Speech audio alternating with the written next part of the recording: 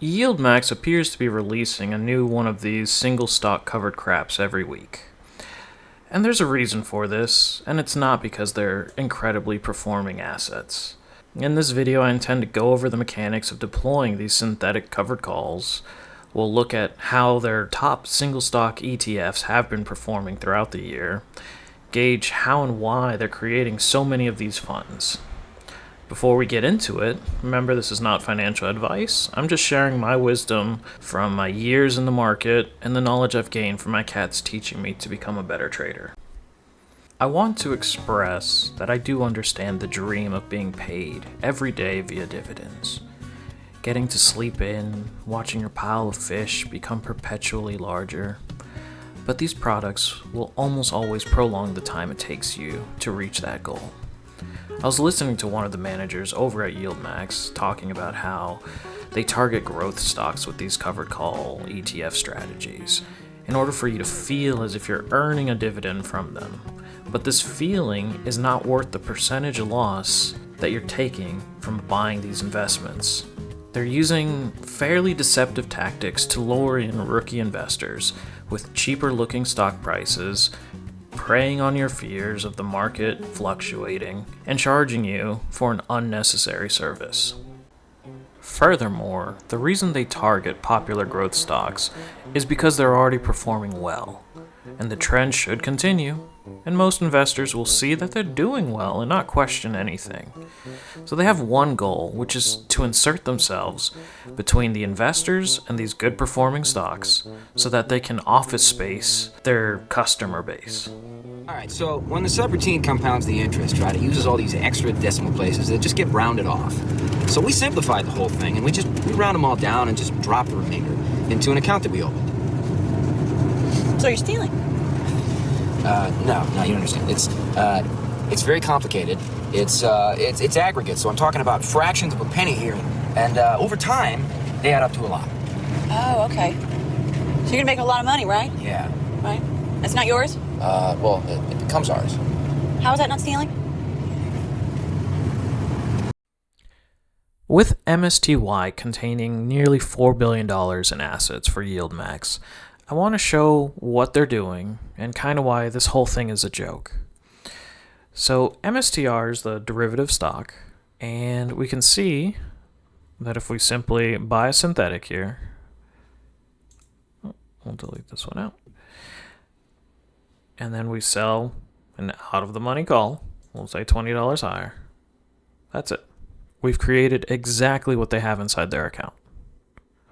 We look at the risk profile and we can see that, okay, if the stock price moves up, we benefit up to 320 where we sold our strike. And if the price drops, we also suffered the downside of this stock. That's it. That's all they're doing. I was able to put this together in about a minute.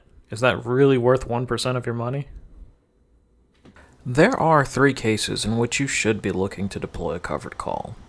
The first is you're happy with the gains that you've made off of this stock, and you're okay with selling it at that strike price that you pick.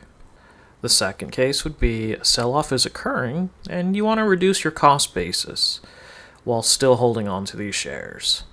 Some investors, their goal with this is just to reduce their cost basis until at some point the shares are technically free. The third would be the stock is just trading sideways. And if the stock is just doing a frog in a blender pattern, then it could also be a great time to sell these covered calls. Then our fourth case is the YieldMax strategy of just sell it every week because it's impossible to time the market in any way, lock in a very tiny profit, and leave the rest on the table. Let's look and compare these top sellers of YieldMax to their underlying stocks and see if that feel good of receiving a weekly dividend is actually worth it. We'll assume that you're reinvesting all of these right back into their YieldMax versions. And what we can see is that right out the gate, MSTY versus MSTR, we're already behind by 3%. NVIDIA, you're falling behind by 13%. Coinbase, you fell behind by some 32%. Tesla is actually a rare anomaly because it's winning by 0.7 of a percentage. Palantir is the trend resuming of you're leaving 56% on the table. And SMCI is also the same, leaving 30% on the table. So 5 out of 6 of these best sellers are underperforming simply buying and holding the stock. Many have fallen significantly behind, but because investors will see that they're up and they feel good about these weekly dividends, they'll remain oblivious to the fact that this middleman is causing them to perform worse while also siphoning off these fractions of a penny via this 1% expense ratio.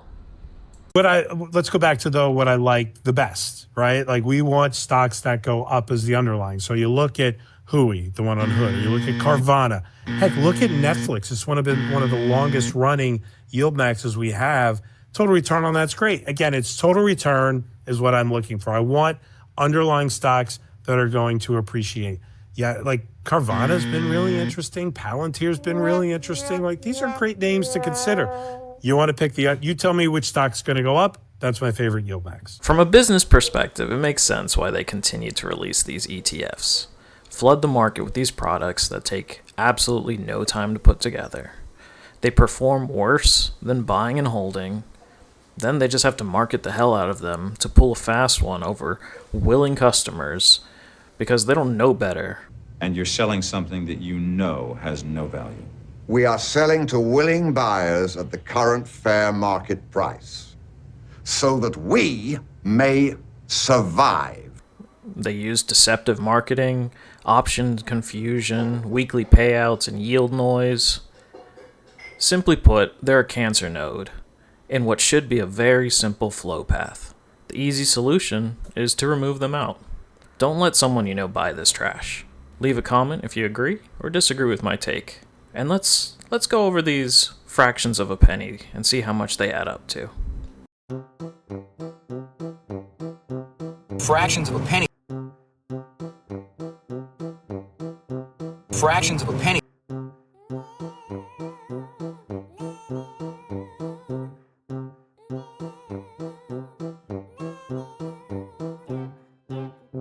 Very complicated.